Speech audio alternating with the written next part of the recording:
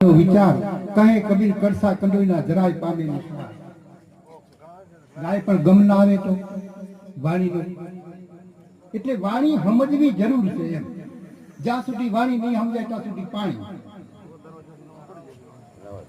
સમજાય ના તો જ આપણા જીવનમાં કાંઈક સાર મળશે નહીં સમજાય તો સાર નહીં મળે એટલે વાણીના થોડાક શબ્દો આપણે જોઈએ સાહેબ બોલ્યા છે કે વાણી ખાણી બે જાર જીવની તમે સજન કરજો વિચાર સાર સમજનો જાના વિના વાણી જાર મારા ફસાય પારખની વાત છે સાહેબ જ્યાં સુધી વાણી એનો સાર નહીં સમજાય ત્યાં સુધી ભરમી કલ્પિત વાણી એ બાંધે એ વાણીને પકડીને બેઠા હોય એ શબ્દોને પકડીને બેઠા હોય ભરમી કલ્પિત તો અરે એમની જિંદગી જાશે આપણે મૂળ ઠકડે નહીં પહોંચે એટલે સાહેબે કીધું વાણી જાણજો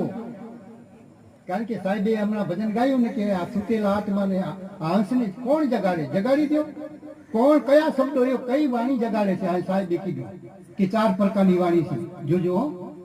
દુનિયામાં 4 પ્રકારની વાણી છે જીવમુખ માયામુખ બ્રહ્મમુખ ને ગુરુમુખ વાણી હવે એમાં કઈ વાણી જગાડે છે આ આત્માને જીવને પોતાના સ્વરૂપ કોણ બતાવે છે કારણ કે જીવમુખી વાણી છે ને ભયમાં નાખે છે ડરમાં નાખે અરે અખંડ અવિનાશી તારે ડર નથી તું અભયપદનો હંસો ને આ ડરમાં ક્યાં તું બીકણમાં જાશો જીવમુખ વાણી ભયમાં નાખે અને એક વાત એક શબ્દ અહીંયા રજૂ કરવાનો છે કે આપણી એક ચલણ એવું હાલે છે બધે ઠકાણે હો કે બી આવી પથારી હોય ને આમાં ભયાનક વાણી બોલો પથારીના ભજન બોલો હકીકતમાં ભયાનક નહીં પણ નિર્ભય વાણી બોલો કે એને ભય મટી જાય બીક મટી જાય ને ભૂલી જાય એવી વાણી બોલો ને અને નકામું યાદ કરીને